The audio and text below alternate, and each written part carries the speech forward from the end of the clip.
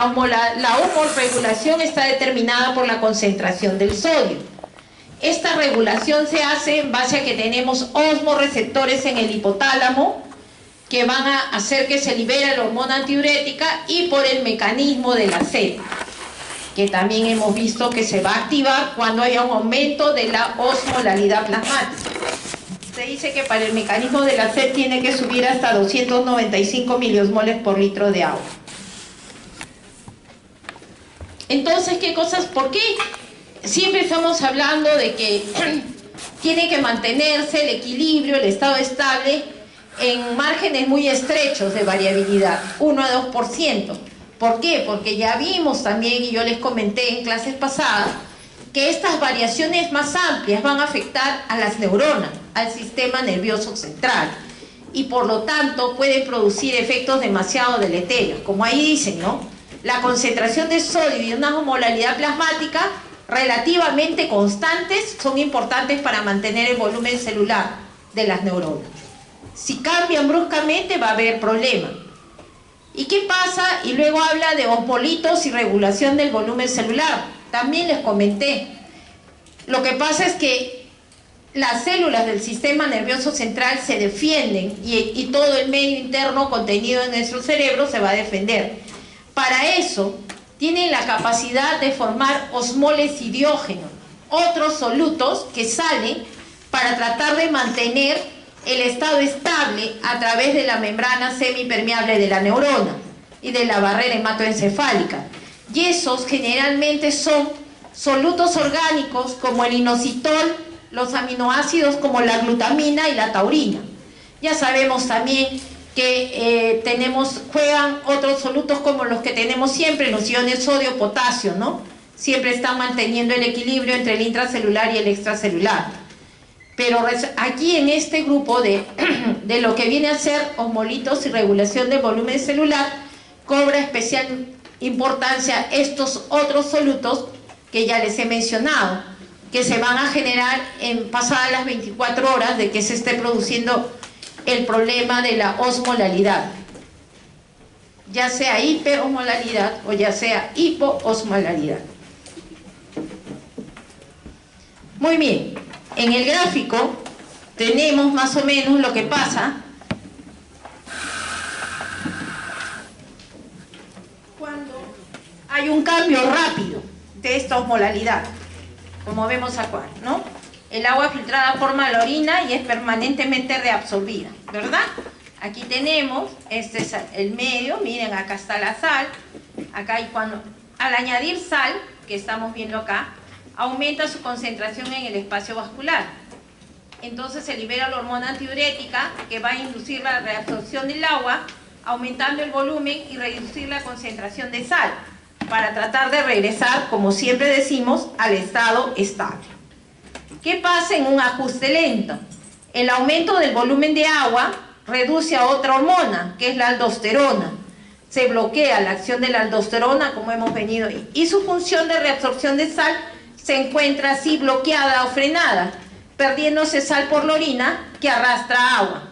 Y miren, de este estado, que lo consideraríamos como la hipervolemia, porque aumentó el agua, ¿qué va a pasar? Se bloquea la hormona aldosterona, deja de reabsorber sodio y por lo tanto al perderse sodio en la orina arrastra el agua y otra vez regresa al estado estable. Eso es como se regula. Muy bien, ahora uno de los principales reguladores en la osmolaridad plasmática y también en lo que es la excreción del agua es la hormona antidiurética. Ahora la vamos a describir a cabalidad y vamos a ver cómo es, ¿no? Este es un gráfico para que veamos que se forma a nivel del sistema nervioso central y que va a ser estimulada principalmente por los osmorreceptores, ¿no? Que se encuentran en los núcleos ventricular y supraóptico. Pero no solamente recibe esta estimulación, si bien es el más importante, es el aumento de la osmolalidad que es sentada por estos osmorreceptores, también vamos a tener que es estimulada a través de los vasoreceptores por cambios en la presión arterial. que están ubicados, como ya los hemos descrito, en la aurícula, cuando son los varoreceptores de baja presión, los de presión alta, que también están en el sistema nervioso central y también están a nivel de la arteria carótida. Pero también existen otros varoreceptores que hemos venido hablando, que es en el aparato yuxtaglomerular, ¿se acuerdan? Donde ante la baja presión se libera la renina. Acuérdense, ese es otro varoreceptor que está en el aparato yuxtaglomerular del riñón.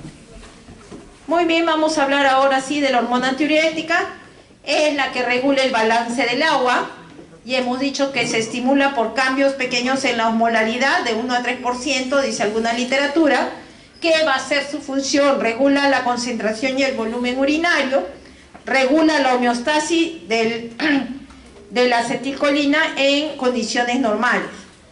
No, la homeostasis del agua corporal total. Es la que regula la homeostasis del agua corporal total en condiciones normales. Acá tenemos un gráfico más ilustrativo.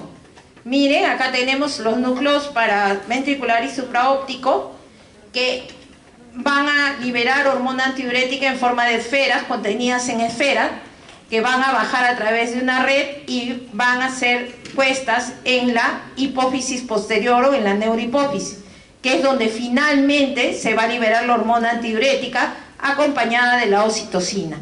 Y esta hormona antidiurética va a actuar a nivel renal. Miren ustedes, acá grafican más o menos cómo es el manejo del agua a nivel renal. La reabsorción del agua se va a dar a nivel del túbulo proximal, la rama descendente de Henle. Este segmento es impermeable al agua, y finalmente hay un poco de manejo en el distal y el manejo fino en el túbulo colector por influencia de la hormona antidiurética. Lo vemos de otra manera. Acá nos están señalando los osmoreceptores, ¿ves? Que están ubicados en el núcleo supraóptico y el paraventricular. Igual van a liberar lo mismo, esas esferitas que van a viajar a través de esta red y que van a llegar al hipófisis posterior para liberar la antidiurética, ¿no? Pero también acá nos están señalando que existe la otra forma de estimular a la hormona antidiurética a través de los varoreceptores, como ven acá, ¿no? A nivel de la aurícula y de los mismos vasos sanguíneos a nivel de la muscular. ¿Qué cosa es la hormona antidiurética? Es un nonapéptido producido por los núcleos paraventricular y supraóptico del hipotálamo, que sale de allí en forma de una prohormona empacada en gránulos que se liberan en la pituitaria posterior, en la neurofisina, con la antidiurética. Esta liberación va a ser a través de la exocitosis, que es dependiente del calcio, y se va a presentar cuando es estimulado los osmoreceptores o los varoreceptores, como hemos venido hablando. Tiene un tiempo de vida media de 10 a 20 minutos. Ya lo hemos conversado también, responde a cambios de osmolaridad sensada por los osmoreceptores. Dice, cuando aumenta la osmolaridad mayor de 280 miliosmoles por kilo de agua, va a estimular los osmoreceptores y va a causar la liberación de antidiurética. Otros dicen, si la osmolaridad es de 290 miliosmoles por kilo, el nivel de antidiurética está a 5 picogramos por mililitro, que ocasiona ahí la máxima respuesta antidiurética. Es cuando estaríamos poniendo una orina muy concentrada en poco volumen de agua. Ya sabemos que el sodio estimula la osmorregulación de la hormona antidiurética. Y también sabemos que los varoreceptores secundariamente también van a estimular la secreción de la hormona antidiurética. ¿Cómo lo hacen los varoreceptores? A través del volumen circulante efectivo. Si este volumen circulante efectivo disminuye en 10%, o sea que hay hipotensión, esto puede estimular a la secreción de la hormona antidiurética, sobrepasando la acción de los osmoreceptores. O sea, ¿qué puede estar pasando? Que no tenemos un estado de hiperosmolaridad, solo un estado de hipotensión o de hipoperfusión. basta esta presencia, va a ser capaz de estimular a los vasoreceptores para liberar a la hormona antidiurética y producir el ahorro del agua a nivel del túbulo renal. Muy bien, este es un cuadro donde nos dice quiénes estimulan la secreción de antidiurética y quiénes la disminuyen. Como vemos, están los dos más importantes, el aumento de la osmolalidad plasmática y la disminución del volumen circulante efectivo. Existen neurotransmisores que también van a estimular esta antidiurética. La angiotensina 2 se aumenta, la acetilcolina, la epinefrina, los beta-2 agonistas, la histamina, las prostaglandinas, las endorfinas. Drogas como la morfina, vincristina, ciclofosfamida, apomorfina, nicotina. Otros estímulos que estimulan secreción de antidiurética: náuseas, hipoglicemia, hipoxia, hipercapnia. Al revés, los que disminuyen la secreción de la hormona antidiurética, está la disminución de la osmolalidad plasmática, la disminución del volumen circulante efectivo, otros neurotransmisores como la norepinefrina y la misma antidiurética, drogas como morfina bajas dosis, haloperidol, flufenacina, prometacina, oxilopran, butorfanol, alcohol, carbamazepina, glucocorticoides, clonidina. Y otros estímulos, la represión de agua, que estemos en un estado hipervolémico. Entonces, acá tenemos un gráfico que nos muestra cómo la disminución o el efecto del volumen circulante efectivo sobre la osmorregulación de la hormona antidiurética. Miren ustedes en el gráfico. Esta es la osmolalidad plasmática y esta es la hormona antidiurética en el plasma. Este es el volumen circulante efectivo normal, que está alrededor de los 280 miliosmoles, ¿no? Y ustedes ven en el 5, recién después de eso se produce. ¿Qué va a pasar cuando hay disminución del volumen circulante efectivo? Se va a independizar la liberación de antidiurética de la osmolalidad. Miren en qué osmolalidad se ha venido a liberar. 270, que es un estado hiposmolar. Pero basta que haya una disminución del volumen circulante efectivo, esto se va a estimular para que se produzca antidiurética para tratar de restituir el estado estable.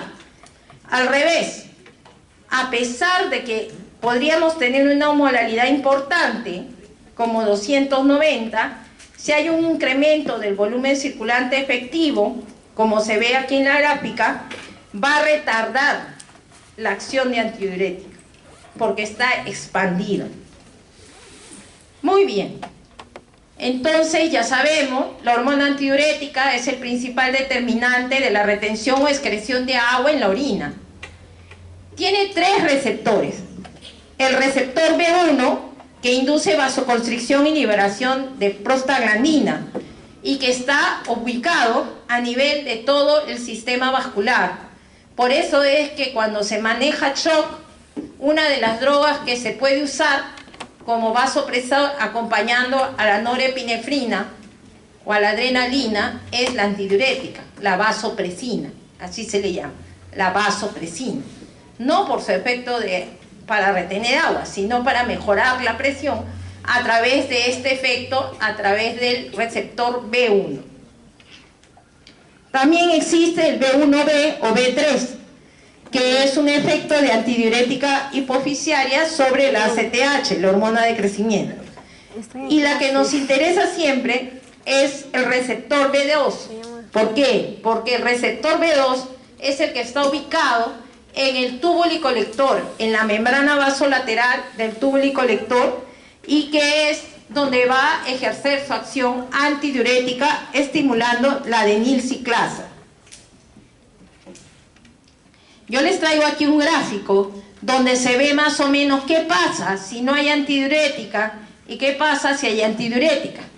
Ya sabemos, ¿se acuerdan? Los 180 litros por día que se va a producir, ¿se acuerdan? A través de la tasa de filtración glomerular, de los cuales el 65-67% del agua se va a reabsorber en el túbulo proximal, un 20% en la rama descendente de Henle, como ven acá, Y pasa aquí, como su manejo básicamente es muy pequeño porcentaje en el distal y la mayoría se va a manejar en el túbulo y colector por acción de la hormona antidiurética. Si esta hormona antidiurética no existe, podríamos poner hasta 20 litros de orina al día, como vemos aquí en el ejemplo.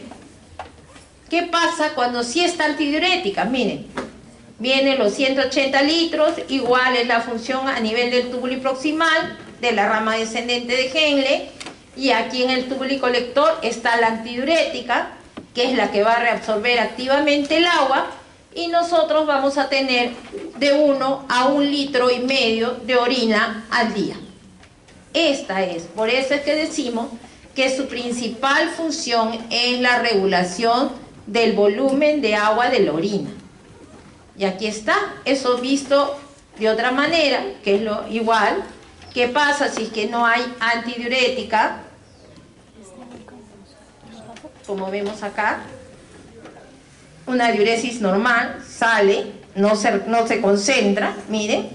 Y en cambio, ¿qué pasa acá cuando sí hay antidiurética, no? Miren acá, agua, agua, y todo se reabsorbe. Como en el ejemplo anterior, el agua acá nomás se ha reabsorbido, entre lo que es el túbulo proximal, como ven acá, agua, y acá en la rama descendente de Henle. Y en el túbulo colector y distal no hay nada. En cambio, cuando está antidiurética presente, se reabsorbe en el proximal, en la rama descendente y en el túbulo colector. Muy bien, ahora vamos al detalle más fino de qué pasa en la célula tubular del túbulo colector. Aquí lo tenemos. Este lado es el lumen tubular y este lado se llama el lado del capilar peritubular, el intersticio. El receptor está en este lado, que se llama el lado vasolateral de la célula tubular cortical. Aquí está este receptor B2, donde va a anclar la antidiurética.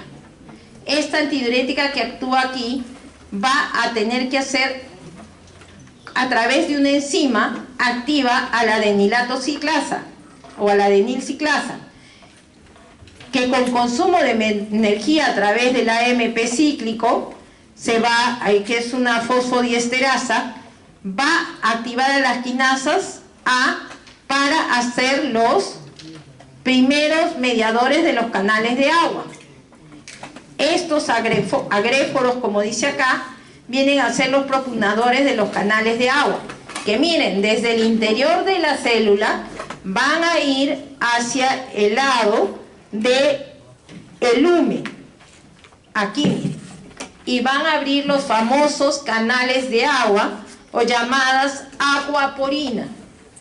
Esta es la aquaporina 2, porque viene del receptor 2, la aquaporina 2, que se va a colocar en todo lo largo de este tubuli para producir la reabsorción del agua mediada por antidiurética. Se va a activar la adenilciclasa con consumo de energía. Ahora, existen algunos bloqueadores para la permeabilidad al agua, como son la disminución del potasio, el aumento del calcio, el aumento de la prostaglandina E2, el litio y la demeclociclina, que son un tipo de tetraciclina. Entonces ya vimos más o menos qué es lo que hace antidiurética para regular el equilibrio del agua. Ahora vamos a ver la sed. Como ven, más o menos se estimulan de manera similar, ¿no es cierto? ¿Por qué? Porque para estimular a la sed se tienen que estimular los osmoreceptores, que es con cambios de... ¿A qué responden los osmoreceptores? A cambios de... ¿Ah? De la osmolalidad plasmática. Si aumenta la osmolalidad plasmática, se activa el osmoreceptor.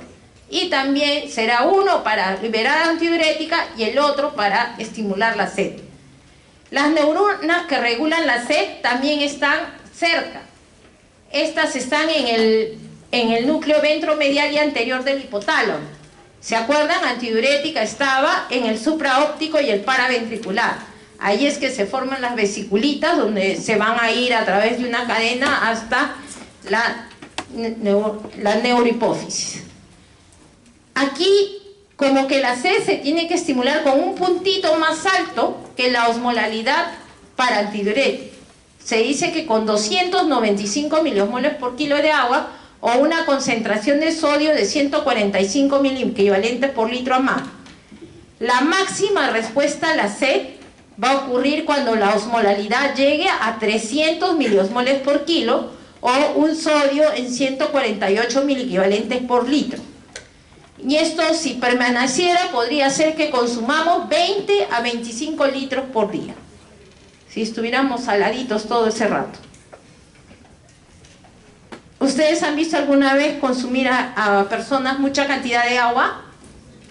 ¿No? ¿Nunca? ¿Nadie tiene familiar diabético? Bueno, los diabéticos, una de sus características es que tienen polidipsia, o sea, les da sed. Y pueden tomar litros de agua. Esto es porque está estimulado por aumento de osmolalidad por la glucosa, no por el sodio, por la glucosa, y les da una sed abundante. Y toman litros, como dice ahí. Muy bien. También esta sed puede ser estimulada por disminución del volumen circulante efectivo, por los vasoreceptores, que también hacían lo mismo con antidiurética. La angiotensina 2, si aumenta 2 veces su concentración normal, también estimula la sed. Acuérdense, porque les podemos poner una pregunta: ¿quiénes estimulan la sed? Y les damos alternativa. Acuérdense cómo es. Ya sabemos que la sed controlada por el núcleo órgano subfornicial y órgano vasculosum de la lámina terminal es parte de la región A3-B3 a nivel del hipotálamo, ¿no? Tienen que ver con eso. Ya le hemos visto dónde están.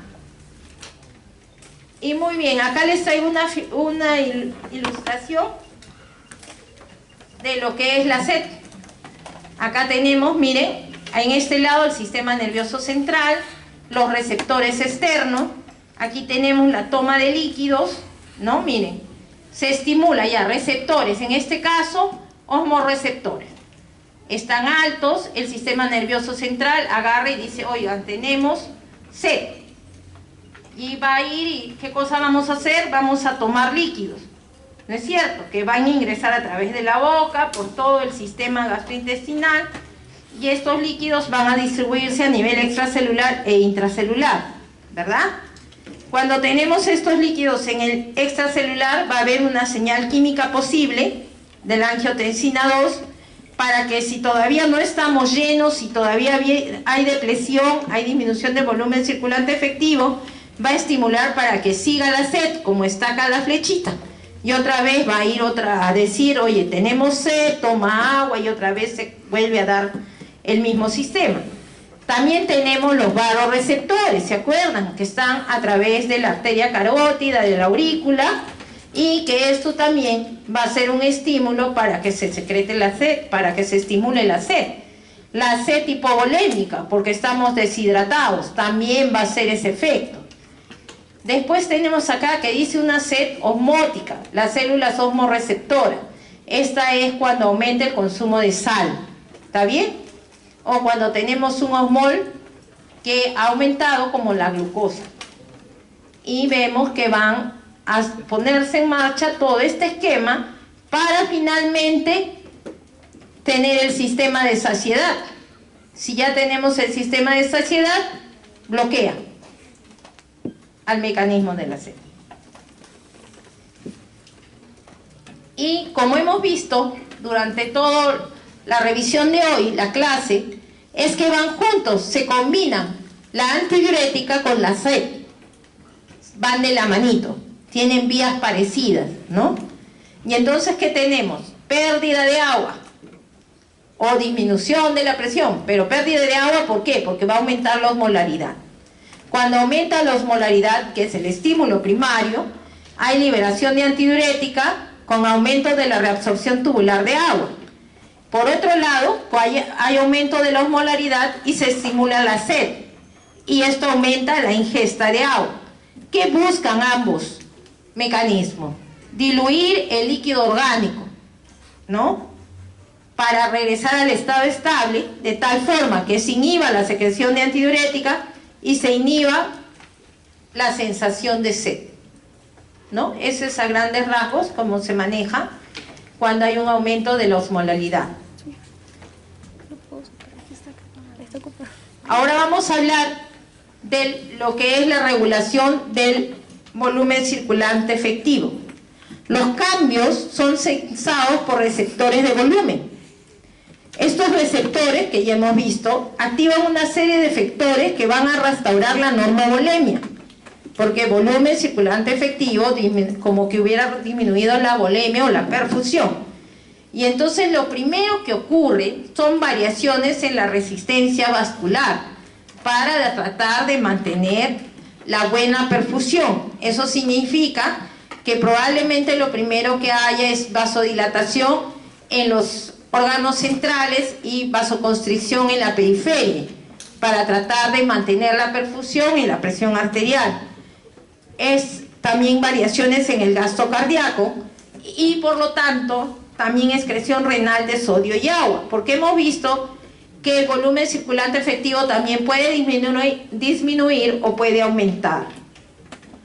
Entonces ya saben, los receptores de volumen están en la circulación cardiopulmonar, en el arco aórtico, en el seno aórtico, en la aurícula, las arteriolas aferentes del glomérulo renal, el aparato yuxtaglomerular que ya hablamos, y estos receptores están influenciados por el sistema renina-angiotensina-aldosterona, la endotelina y el óxido nítrico. O sea, cuando disminuye, se pondrá en marcha renina-angiotensina-aldosterona. Y cuando esté en hipervolemia, o cuando está en la presión arterial normal o en hipervolemia, se pondrá en marcha el óxido nítrico y la endotelina para producir vasodilatación para que se elimine todo. Sabemos que hay receptores extrarrenales gobernados por el sistema nervioso simpático y por el péptido atrial natriurético. Esto está ubicado a nivel de la aurícula, ¿no? Y que buscan lo mismo. Ante el estado de hipervolemia, que todo se ponga en marcha para que aumente la salida. Péptido atrial natriurético, pérdida de sodio en la orina que lleva consigo agua para retornar al estado estable. Los receptores cardiopulmonares solamente van a ser evidentes cuando hay una inmersión en el agua, por decir los buzos, ¿no? Los buzos en la descompresión, ahí se va a estimular este receptor, si no, no se nota hasta que se someta a este estrés. Se redistribuye, en este caso, cuando es en la inmersión, en los buzos, se redistribuye el fluido vascular de las piernas al tórax por la presión hidrostática del agua. Hay un aumento del volumen sanguíneo y el gasto cardíaco y un aumento en la excreción de sodio-agua y se libera el péptido atrial natriurético. Es como que sensa, como todo el volumen ha ido de los pies hacia el tórax y hay aumento del gasto cardíaco, los sensores dicen estamos llenos de agua y lo que hacen es poner en marcha el mecanismo para eliminar ese aparente exceso de agua.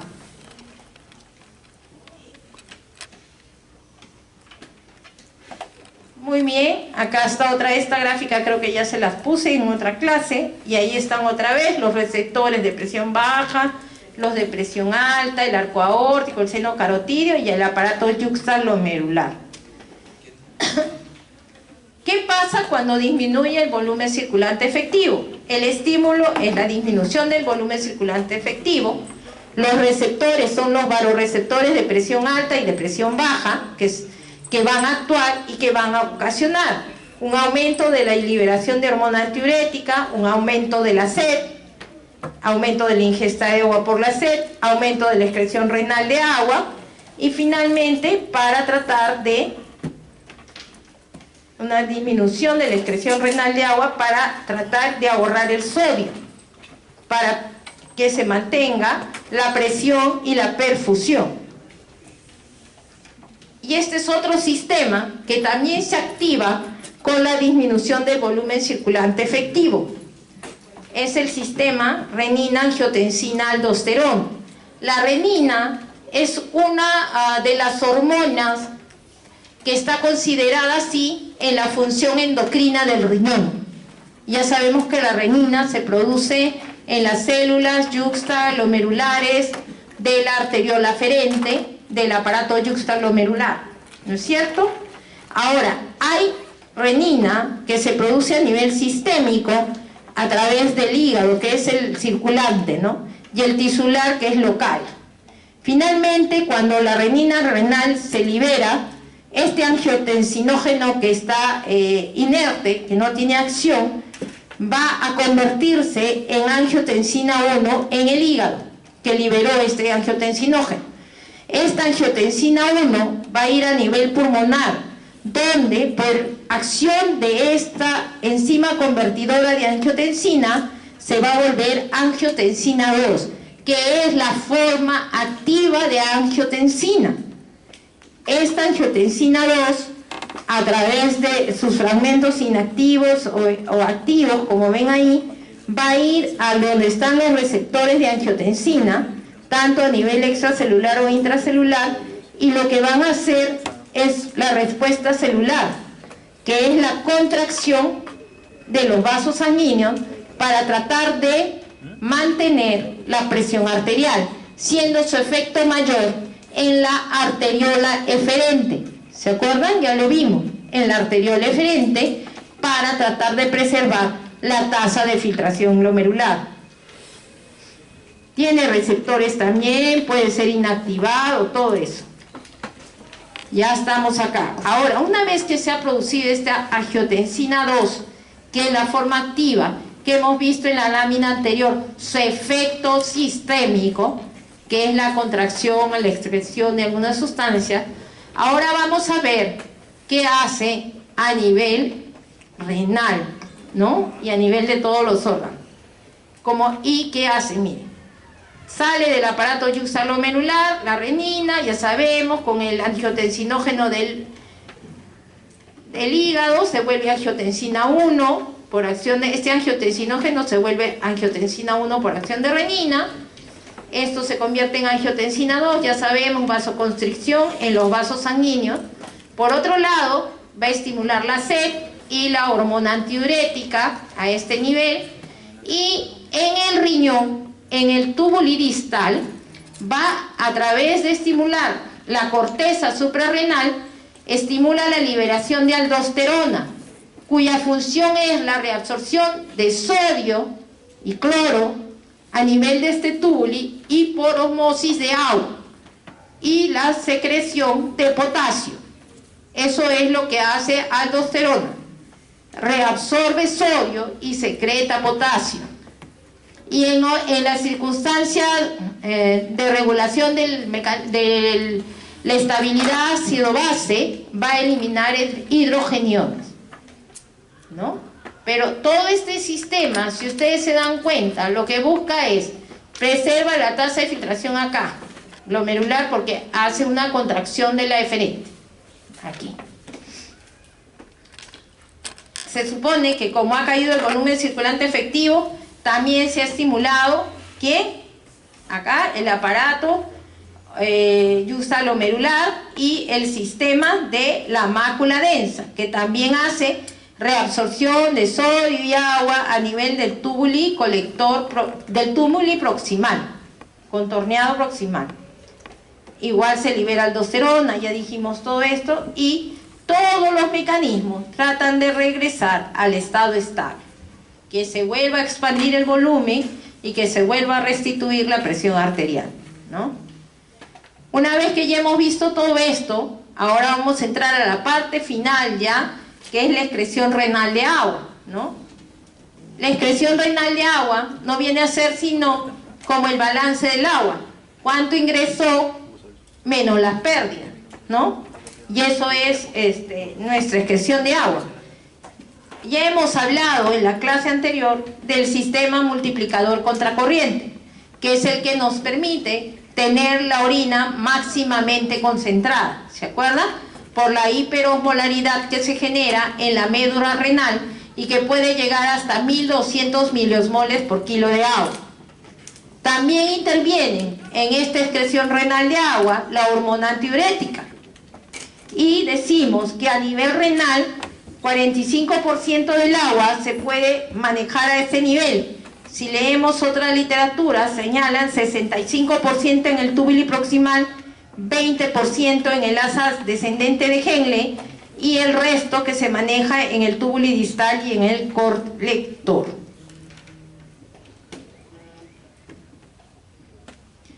La regulación de la reabsorción renal del agua. Esta regulación va a ser en relación con el volumen circulante efectivo.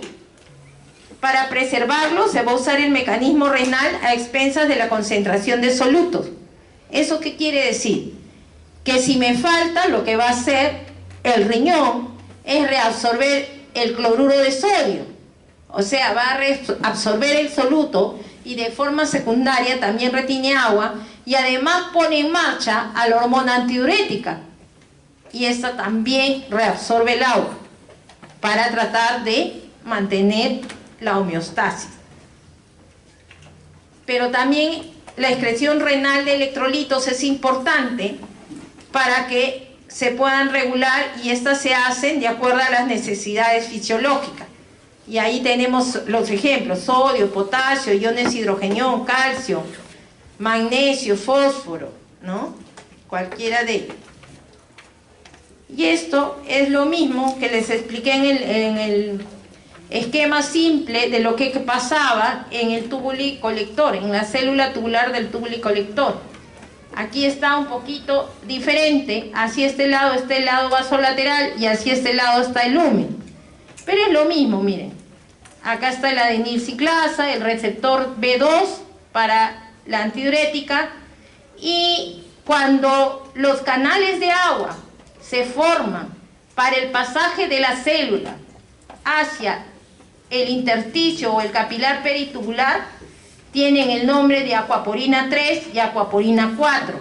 Estas acuaporinas solamente se forman en la membrana vasolateral. En la membrana luminal solo se forman las acuaporinas 2. Acuérdense, para reabsorber el agua del filtrado que viene por el lumen hacia la célula tubular del colector es acuaporina 2, que es por exocitosis, ¿no?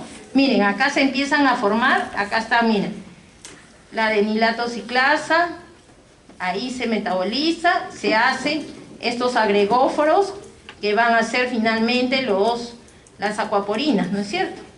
Y van migrando, van viajando, migran hacia la membrana, ¿no? Hacia el borde luminal. Y ahí se vuelven los canales para permitir la reabsorción del agua. Son vesículas, miren, vesículas que se reciclan. Y entonces, cuando queremos ver que una persona no es capaz de concentrar la orina, tenemos que pensar qué factores están influenciando para que no se dé esa concentración de orina. ¿Y qué tenemos? El deterioro del sistema contracorriente, que no tengamos la osmolalidad de los 1200 en la médula renal y que ésta disminuya, que puede ser por varias causas, pero siendo las más importantes dos: una dieta baja en proteínas, por lo tanto no tendré el nivel de urea para mantener ese 50% de la hiperosmolalidad de la médula renal. O sea, la dieta baja en proteínas va a hacer que no tenga esa capacidad de concentrar máximamente la orina. Esa es una. Y la otra es el exceso de consumo de agua o cerveza.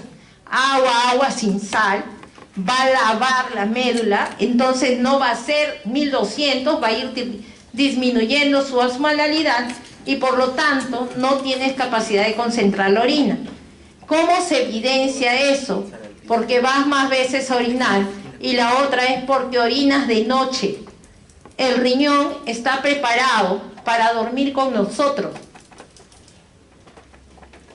pero cuando ya pierdes esa capacidad, que es uno de los primeros indicios de falla renal, es que haces nicturia, orinas de noche frecuentemente. Porque lo normal es no orinar de noche, eso es lo normal. Salvo pues que estés tome agua, ahí ni modo. La vejiga 300 centímetros y ya te va a dar ganas de orinar. O sea, todo juega. ¿Qué otra cosa influye para que disminuya la capacidad de concentrar la orina? Que disminuya la función renal, que haya insuficiencia renal. Ahí también se pierde ya esa capacidad. Que la persona esté usando diuréticos de asa. Los diuréticos de asa es la furosemida, la bumetamida, esos son el ácido etacrínico, esos son los diuréticos de asa, que actúan sobre el asa de Henle, en ese cotransportador de los solutos que es el sodio-potasio 2-cloro, que vimos en clases anteriores. La diuresis acuosa, que ya les hablé, pues toma agua, orinas agua. La disminución de la ingesta de las proteínas y que haya una mayor liberación de antidiuréticas, ¿no? También. Pero en este caso, tendría que ser que haya menor concentración de antidiurética, ¿no? Menor, como en la diabetes insípida.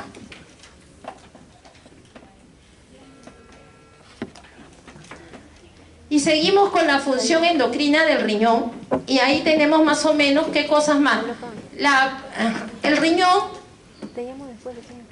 va a producir una serie de eicosanoides a nivel del endotelio de los vasos, a nivel tanto del capilar glomerular como del peritubular, ¿no? Estos eicosanoides van a ser el péptido arterial natriurético, las prostaglandinas, las quininas, las endotelinas, todo eso son eicosanoides. Aparte de eso, tenemos que produce la eritropoyetina y produce la hidroxilación de la vitamina D, como vamos a ver.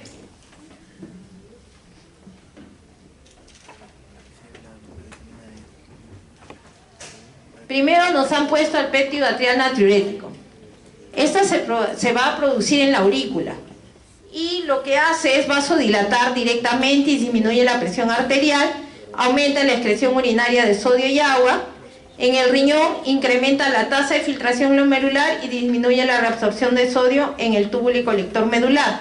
Disminuye la reabsorción de sodio en el túbulo proximal porque hay un aumento de la presión hidrostática del capilar glomerular o hay una liberación local de dopamina, ¿no?